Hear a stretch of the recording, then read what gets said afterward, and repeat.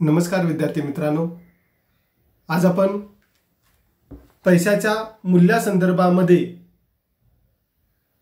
असणारा रोख शिल्लक दृष्टिकोन किंवा त्याला आपण केम्ब्रिज समीकरणे असं म्हणत असतो। ही जी काही केम्ब्रिज समीकरणे आहेत, या केम्ब्रिज समीकरणाच्या संदर्भामध्ये जी चर्चा आहे ही चर्चा या ठिकाणी करणार आहोत। प्रामुख्याने या अगोदर फिशरचा असणारा जो काही चलन संख्यामान सिद्धांत आहे, हा सिद्धांत या ठिकाणी आपण पाहिलेला आहे। हा जो केम्ब्रिज दृष्टिकोन आहे, या केम्ब्रिज दृष्टिकोनाच्या संदर्भामध्ये जी चर्चा आहे ही चर्चा या ठिकाणी आपण करणार आहोत। प्रामुख्याने केम्ब्रिज समीकरण किंवा रोख शिल्लक दृष्टिकोन या संदर्भामध्ये जे केम्ब्रिज विचारवंत आहेत, या केम्ब्रिज विचारवंतांनी पैशाला असणारी मागणी आणि पैशाचा असणारा जो पुरवठा आहे, या ज्या दोन बाबी आहेत त्या दोन बाबींना महत्त्व दिलेलं आपल्याला दिसून येतं। प्रामुख्याने पैशाचं मूल्य म्हणजेच पैशाची असणारी खरेदी शक्ती, त्याला या ठिकाणी आपण पैशाचं मूल्य असं म्हणत असतो।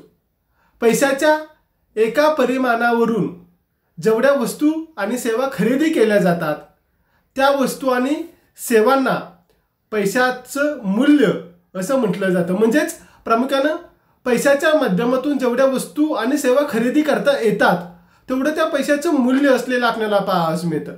पैशाचं मूल्य हे प्रामुख्याने वस्तूच्या किमतीच्या विरुद्ध दिशेने बदलत असलेलं आपल्याला पाहावयास मिळतं। पैशाचं मूल्य काढण्याच्या दृष्टिकोनातून अमेरिकन अर्थशास्त्रज्ञ फिशर यांनी जो मूल्य सिद्धांत आहे, हा मूल्य सिद्धांत मांडलेला होता आणि त्यामध्ये पैशाचं मूल्य पैशाच्या पुरवठ्यावरती अवलंबून असतं। परंतु फिशरचा जो सिद्धांत आहे, हा सिद्धांत एकांगी होता। फिशरनं फक्त पैशाच्या मागणीचाच विचार केलेला आपल्याला दिसून येत होता। त्या अनुषंगानं मागं आपण फिशरचा असणारा जो चलन संख्यामान सिद्धांत आहे, या सिद्धांताच्या संदर्भातील जी चर्चा आहे ही चर्चा केलेली होती। प्रामुख्याने केम्ब्रिज विद्यापीठामध्ये असणारे जे काही अर्थशास्त्रज्ञ आहेत, त्यामध्ये मार्शल, पिगू, रॉबर्टसन आणि केन्स यांनी रोख शिल्लक दृष्टिकोन या ठिकाणी मांडलेला आपल्याला पाहावयास मिळतो। याला या ठिकाणी केम्ब्रिज दृष्टिकोन म्हणून ओळखलं जात असलेलं आपल्याला पाहावयास मिळतं। त्यांनी पैशाची मागणी आणि पैशाचा पुरवठा या ज्या काही दोन संकल्पना आहेत, त्या दोन संकल्पनांचा विचार करून प्रामुख्याने पैशाचं मूल्य या दोन्ही घटकांच्या वरती कशा पद्धतीने अवलंबून असतं, या संदर्भातील जी चर्चा आहे ही चर्चा केलेली आपल्याला पाहावयास मिळते। आपण या ठिकाणी पैशाचा पुरवठा आणि पैशाची मागणी या ज्या दोन संकल्पना आहेत, त्या दोन संकल्पना सुरुवातीला पाहणार आहोत आणि पुढे जाऊन केम्ब्रिज विचारवंतांनी पैशाचं मूल्य रोख शिल्लकीवरती कशा पद्धतीने अवलंबून असतं, या संदर्भामध्ये दिलेली जी काही वेगवेगळी उदाहरणं आणि जी समीकरणं आहेत, ही समीकरणं या ठिकाणी पाहणार आहोत। प्रामुख्याने पैशाचा जो पुरवठा आहे, या संदर्भामध्ये केम्ब्रिज विचारवंतांनी सांगितलेलं आहे की पैशाचा पुरवठा म्हणजे विशिष्ट कालखंडामध्ये पैशाचा प्रवाह नव्हे, तर एखाद्या विशिष्ट वेळी असलेला पैशाचा साठा। या ठिकाणी पैशाच्या भ्रमणवेगाला कुठलंही स्थान असलेलं आपल्याला पाहावयास मिळत नाही। प्रामुख्याने केम्ब्रिज विचारवंतांनी पैशाच्या पुरवठ्याची जी संकल्पना आहे, ही संकल्पना स्पष्ट करत असताना पैशाची जी काही गती किंवा जो भ्रमणवेग आहे, हा विचारात घेतलेला आपल्याला दिसून येत नाही। म्हणून प्रामुख्याने पैशाचा पुरवठा स्थिर आहे असं त्यांनी या ठिकाणी एका अर्थानं विचारात घेतलेला आपल्याला पाहावयास मिळतं। त्यानंतर यातला जो दुसरा घटक आहे, पैशाची मागणी। प्रामुख्याने हे जे काही केम्ब्रिज विचारवंत आहेत, या केम्ब्रिज विचारवंतांच्या मते पैशाला मागणी रोख शिल्लकीसाठी असलेली आपल्याला पाहावयास मिळते आणि रोख शिल्लक म्हणजे उपभोगावरती खर्च न करता रोख स्वरूपामध्ये स्वतःकडे जी रक्कम ठेवली जाते, तिला या ठिकाणी रोख शिल्लक असं म्हटलं गेलेलं आपल्याला पाहावयास मिळतं। प्रामुख्याने पैशाला असणारी ही जी काही मागणी आहे, ही मागणी नेमकी कुठल्या कारणांसाठी असते, या संदर्भातील जी चर्चा आहे, ही चर्चा या ठिकाणी केम्ब्रिज विचारवंतांनी केलेली आपल्याला पाहावयास मिळते। प्रामुख्याने केम्ब्रिज अर्थशास्त्रज्ञांनी रोख शिल्लक पुढील 3 कारणांसाठी वापरली जाते असं सांगितलेलं आपल्याला दिसून येतं। त्यातील जो पहिला हेतू आहे दैनंदिन व्यवहार हेतू, प्रामुख्याने लोकांना आपले दैनंदिन व्यवहार पार पाडण्याच्या दृष्टिकोनातून रोख शिल्लक जवळ ठेवावी असं वाटत असलेलं आपल्याला पाहायला मिळतं. उदाहरण आपल्याला सांगता येतं की रोजच्या जीवनामध्ये दैनंदिन वापरामध्ये भाजीपाला असेल, धान्य असेल, दूध असेल, वर्तमानपत्र असतील किंवा दैनंदिन व्यवहार असतील, हे व्यवहार पार पाडण्याच्या दृष्टिकोनातून लोक स्वतःजवळ रोख रक्कम ठेवत असलेले आपल्याला दिसून येतात आणि त्यासाठी ते रोख पैशाची जी मागणी आहे ही मागणी करत असलेले आपल्याला पाहायला मिळतात. म्हणजेच की दैनंदिन व्यवहाराच्या ज्या काही गरजा आहेत या गरजा पूर्ण करण्याच्या हेतूनं प्रामुख्यानं रोख शिल्लक जवळ बाळगली जात असलेली आपल्याला दिसून येते. हा पहिला हेतू प्रामुख्यानं केम्ब्रिज विचारवंतांनी स्पष्ट केलेला आपल्याला दिसून येतो. दुसरा हेतू आपल्याला सांगता येतो की दक्षता हेतू. प्रामुख्यानं रोजच्या जीवनामध्ये अचानकपणे निर्माण होणाऱ्या ज्या काही अडचणी आहेत या अडचणीतून मार्ग काढता यावा यासाठी लोक रोख स्वरूपामध्ये रोख रक्कम जवळ बाळगत असलेले आपल्याला दिसून येतात. उदाहरणार्थ अचानकपणे आलेलं आजारपण असेल किंवा सण समारंभ असतील, हंगामी बेकारी असेल, या ज्या काही अडचणी आहेत या अडचणीमध्ये तरतूद म्हणून किंवा एक दक्षता म्हणून लोक काय करत असतात तर स्वतःजवळ रोख रक्कम ठेवणं पसंत करत असलेले आपल्याला दिसून येतात. याला या ठिकाणी आपण दक्षता हेतू असं म्हणत असतो. त्यानंतर यातला जो तिसरा हेतू केम्ब्रिज विचारवंतांनी सांगितलेला आहे तो आहे सट्टेबाजीचा हेतू. प्रामुख्यानं बदलत्या परिस्थितीचा जो काही फायदा आहे हा फायदा घेता यावा यासाठी काही रक्कम जवळ ठेवली जात असलेली आपल्याला दिसून येते. उदाहरणार्थ कर्ज रोख्याच्या किमती कमी झाल्या की कर्ज रोखे खरेदी करणं यासाठी रोख रक्कम जवळ ठेवली जात असलेली आपल्याला पाहायला मिळते. किंवा प्रामुख्यानं अचानकपणे आपल्याला दुसरं उदाहरण सांगता येतं की समजा बाजारामध्ये एखादा सेल लागलेला आहे, हा सेल अचानकपणे लागलेला आहे आणि त्याच वेळेला जर आपल्याकडे रोख शिल्लक पैसे असतील तर आपण काय करतो की त्या सेलचा जो लाभ आहे हा लाभ घेतो. म्हणजेच की प्रामुख्यानं अशा अचानकपणे ज्या काही लाभ मिळवून देणाऱ्या ज्या काही गोष्टी आहेत या गोष्टी प्राप्त करता याव्यात. म्हणजेच की प्रामुख्यानं सट्टेबाजीचा हेतू बाळगून लोक रोख रक्कम जवळ ठेवत असलेले आपल्याला दिसून येतात. याला या ठिकाणी प्रामुख्यानं सट्टेबाजीचा हेतू असं म्हटलं जात असलेलं आपल्याला पाहायला मिळतं. प्रामुख्यानं सट्टेबाजीचा जो काही हेतू आहे या सट्टेबाजीच्या हेतूनं ठेवलेली रक्कम व्याजदरावरती अवलंबून असलेला आपल्याला पाहायला मिळते. म्हणजेच की व्याजदर वाढला तर सट्टेबाजीच्या हेतूनं ठेवली जाणारी जी काही रक्कम आहे ही रक्कम कमी होते, व्याजदर कमी झाला तर ही रक्कम वाढत असलेली आपल्याला पाहायला मिळते. म्हणजेच प्रामुख्यानं पैशाचा जो काही पुरवठा आहे हा पुरवठा या ठिकाणी दिलेला असेल तर पैशाचं मूल्य रोख पैशाच्या मागणीवरून कशा पद्धतीनं ठरतं हा जो काही दृष्टिकोन आहे हा दृष्टिकोन या ठिकाणी केम्ब्रिज विचारवंतांनी मांडला. त्याला या ठिकाणी आपण रोख शिल्लक असं म्हणत असतो. प्रामुख्यानं त्या अनुषंगानं असणारी जी काही केम्ब्रिज समीकरणं आहेत या केम्ब्रिज समीकरणांच्या संदर्भातील जी चर्चा आहे ही चर्चा या ठिकाणी आपण करणार आहोत. प्रामुख्यानं पैशाची मागणी आणि पैशाचा पुरवठा हे जे काही दोन घटक आहेत हे दोन घटक विचारात घेऊन रोख शिल्लक दृष्टिकोन मांडला गेलेला आपल्याला दिसून येतो. प्रामुख्यानं पैशाचा पुरवठा स्थिर मानून सुरुवातीला मी तुम्हाला सांगितलं की पैशाचा पुरवठा स्थिर असतो आणि पैशाचं मूल्य हे पैशाच्या मागणीवरती अवलंबून असतं. हे केम्ब्रिज विचारवंतांची ही जी वेगवेगळी समीकरणं आहेत त्या समीकरणाच्या द्वारे आपल्याला या ठिकाणी स्पष्ट करावयाचं आहे. प्रामुख्यानं त्या अनुषंगानं सुरुवातीला आपण जे पहिलं समीकरण पाहणार आहोत ते आहे डॉक्टर मार्शल यांचे समीकरण. प्रामुख्यानं केम्ब्रिज अर्थशास्त्रज्ञांच्या मते पैशाचं मूल्य हे रोख शिल्लकीवरती अवलंबून असलेलं आपल्याला पाहायला मिळतं आणि रोख शिल्लक वाढली की पैशाचं मूल्य वाढतं आणि रोख शिल्लक कमी झाली की पैशाचं असणारं जे मूल्य आहे हे मूल्य कमी होत असलेलं आपल्याला पाहायला मिळतं. रोख शिल्लक वाढली की वस्तूची जी मागणी आहे ही मागणी या ठिकाणी काय होते कमी होते. मागणी कमी झाली की वस्तूच्या किमती कमी होतात. वस्तूच्या किमती कमी झाल्या की पैशाचं जे मूल्य आहे हे पैशाचं मूल्य वाढतं आणि यावरून रोख शिल्लक वाढली की पैशाचं मूल्य वाढतं. हे मार्शलनं समीकरणाच्या माध्यमातून या ठिकाणी स्पष्ट करण्याचा जो प्रयत्न आहे हा प्रयत्न केलेला आपल्याला पाहायला मिळतो. प्रामुख्यानं त्याचं जे समीकरण आहे या समीकरणाचं सूत्र जर आपण या ठिकाणी पाहिलं तर आपल्या लक्षात येतं की यम बरोबर के वाय हे त्यांच्या समीकरणाचं सूत्र आहे। या सूत्रामध्ये प्रामुख्यानं यम म्हणजेच की एकूण पैसा, के ही पैशाची असणारी मागणी आणि किंवा त्याला आपण काय म्हणतो रोख शिल्लक असं म्हणत असतो, आणि वाय बरोबर एकूण वास्तव राष्ट्रीय उत्पन्न दर्शवत असलेलं आपल्याला पाहावयास मिळतं। प्रामुख्यानं हे जे काही पैशाचं मूल्य आहे हे पैशाचं मूल्य रोख शिल्लकीवरती अवलंबून असतं।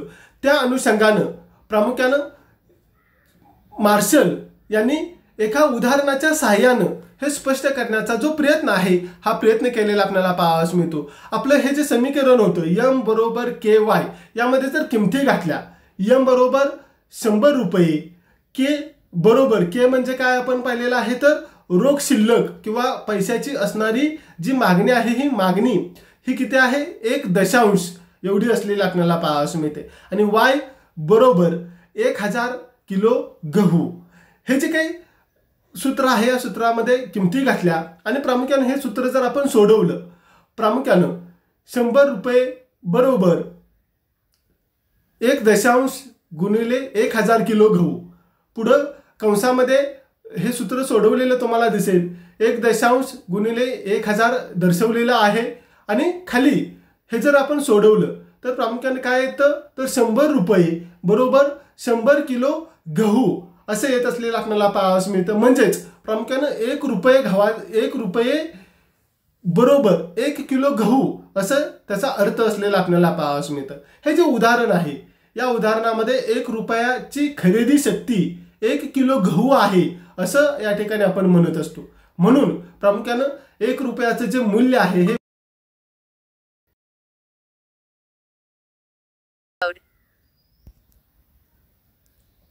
1 रुपयाचं जे मूल्य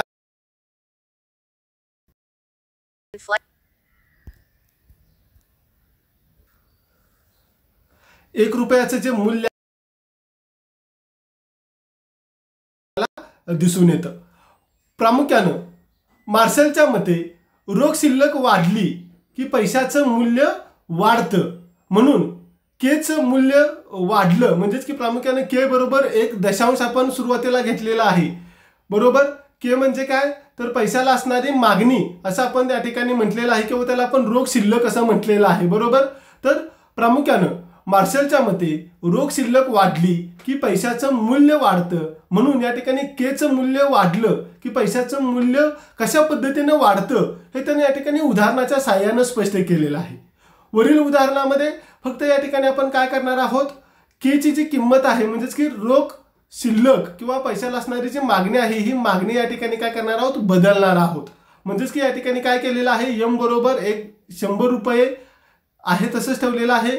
या ठिकाणी पैशाची मागणी 1 वरून 1 झालेली आहे, म्हणजेच की या ठिकाणी पैशाची मागणी काय झालेली आहे वाढलेली आहे।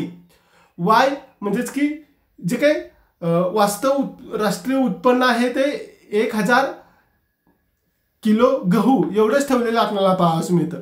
हे जर समीकरण आपण सोडवलं तर आपल्याला दिसून येतं की या ठिकाणी प्रामुख्यानं 1 रुपया बरोबर 2 किलो गहू असं आलेलं आपल्याला दिसून येतं।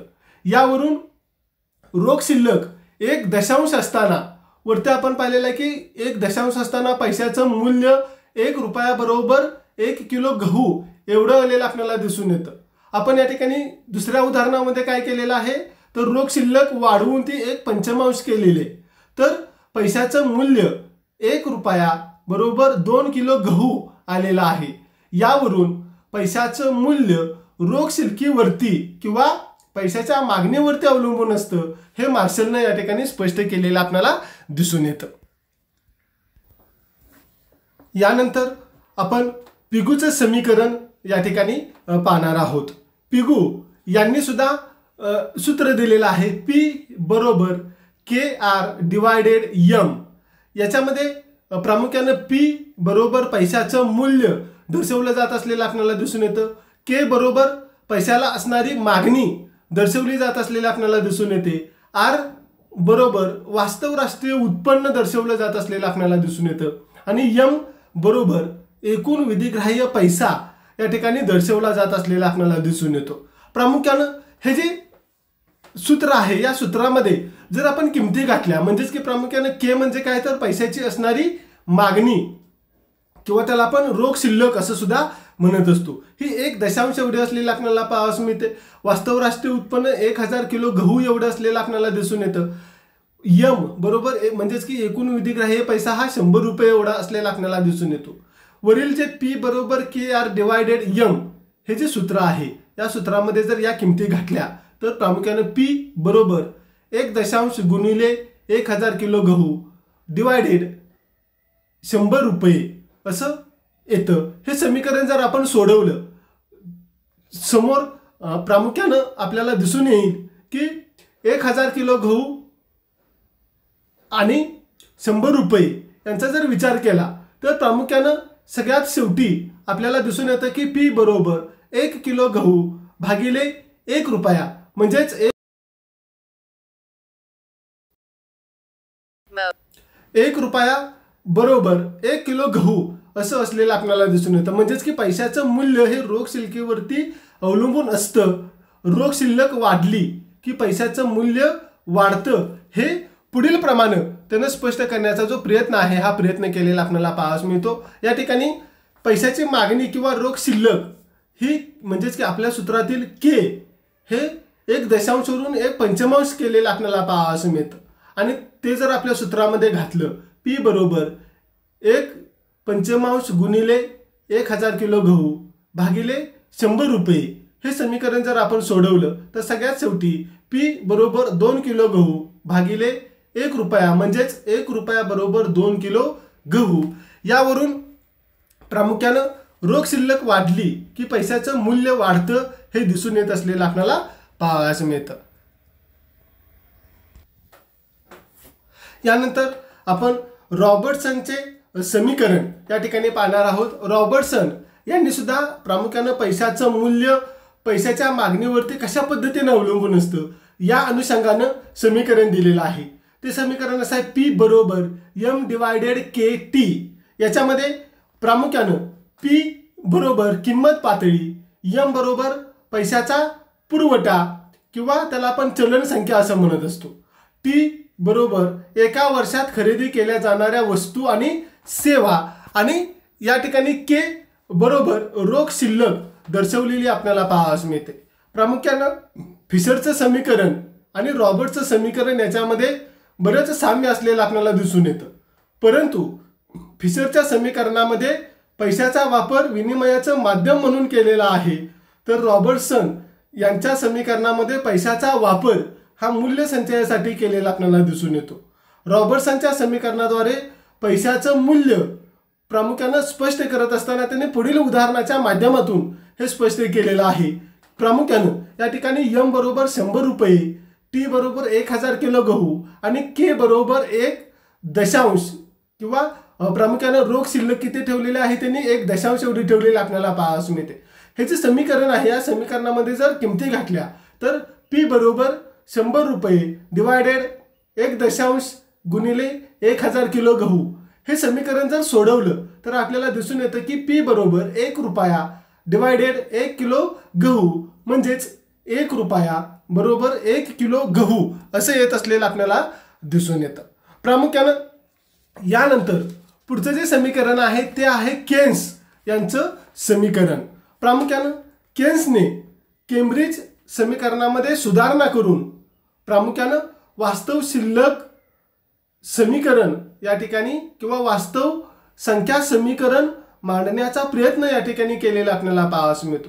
केन्सच्या मते लोकांना दैनंदिन व्यवहार करण्याच्या दृष्टिकोनातून खरेदी शक्तीची आवश्यकता असते आणि खरेदी शक्ती त्यांच्या संपत्तीवरती अवलंबून असते। त्यासाठी त्यांनी पुढील समीकरण वापरलेलं आपल्याला पाहावयास मिळतं। याच्यामध्ये एन बरोबर पी कंसामध्ये के प्लस आर के 1 हे जे काही समीकरण आहे हे समीकरण त्यांनी या ठिकाणी दिलेलं आपल्याला पाहावयास मिळतं। या समीकरणामध्ये एन बरोबर पैशाचा पुरवठा किंवा चलन संख्या दिलेली आहे, पी बरोबर उपभोग्य वस्तूंची किंमत दिलेली आपल्याला पाहावयास मिळते, के बरोबर रोख शिल्लक दिलेले आहे, के 1 बरोबर बँकातील शिल्लक आणि आर बरोबर रोख निधीचं बँक ठेवीशी असणारं जे काही प्रमाण आहे हे प्रमाण या ठिकाणी दर्शवलेलं आपल्याला दिसून येतं. केन्स हे जे समीकरण आहे या समीकरणामध्ये के आणि K1 आणि R हे जे काही घटक आहेत ते घटक स्थिर असून याच्यामध्ये असणारा N म्हणजेच की प्रामुख्यानं पैशाचा पुरवठा किंवा एकूण पैसा आणि P म्हणजेच की उपभोग्य वस्तूंची किंमत यांच्यामध्ये प्रमाणशीर बदल होतात असं केन्स यांनी स्पष्ट केलेलं आहे. के आणि K1 म्हणजेच की प्रामुख्यानं रोख शिल्लक आणि बँकातील शिल्लक यांच्यातील प्रमाण प्रामुख्यानं बँक सुविधेवरती अवलंबून असल्याचं त्यांनी स्पष्ट केलेलं आपल्याला दिसून येतं. म्हणजेच केन्सने समीकरणामध्ये पैशाचं मूल्य पैशाच्या पुरवठ्यावरती की रोख शिल्लकीवरती अवलंबून असतं हे सांगितलेलं आपल्याला दिसून येत नाही. मात्र ही जी सगळी समीकरणं आहेत ही सगळी समीकरणं जर आपण या ठिकाणी विचारात घेतली तर आपल्या लक्षात येते की लोक स्वतःजवळ किती रोख पैसा ठेवतात यावरून पैशाचं जे मूल्य आहे हे मूल्य बदलत असलेलं आपल्याला दिसून येतं. आणि त्या अनुषंगानं प्रामुख्यानं मार्शल असेल, पिगो असेल, रॉबर्टन असेल किंवा केन्स असेल यांनी पैशाची असणारी जी मागणी आहे या मागणीला महत्त्वाचं स्थान दिलेलं आपल्याला पाहावं मिळतं. अशा पद्धतीनं प्रामुख्यानं हे जे काही केम्ब्रिज समीकरणं आहेत त्या केम्ब्रिज समीकरणांच्या मध्ये किंवा त्याला आपण रोख शिल्लक दृष्टिकोन असं म्हणत असतो त्या अनुषंगानं असणारा हे जे काही 4 समीकरणं आहेत ही 4 समीकरणं या ठिकाणी आपण विचारात घेतलेली आहेत. यानंतर यातला जो पुढचा भाग आहे की प्रामुख्यानं केम्ब्रिज समीकरणावरती केली गेलेली जी काही टीका आहे ही टीका नेमकी काय आहे या संदर्भातील चर्चा या ठिकाणी करणार आहोत. त्यातील पहिली टीका आहे पीचा परिणाम के वरती होतो. प्रामुख्यानं ही जी काही 4 समीकरणं आहेत त्या 4 समीकरणामध्ये पी म्हणजे वस्तूची किंमत दर्शवलेली आपल्याला पाहावयास मिळते आणि के म्हणजे रोख शिल्लक दर्शवलेली आपल्याला पाहावयास मिळते.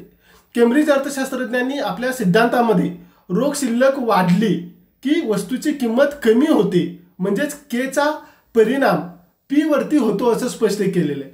परंतु टीकाकारांच्या मते पीचा परिणाम सुद्धा के वरती होतो. उदाहरणच आपल्याला जर सांगायचं झालं तर वस्तूच्या किमती वाढल्या तर देशातील व्यक्ती काय करतात किंवा लोक काय करतात रोख शिल्लक कमी प्रमाणामध्ये ठेवत असलेले आपल्याला दिसून येतात. याचा अर्थ नेमका काय होतो तर पीचा परिणाम के वरती होतो.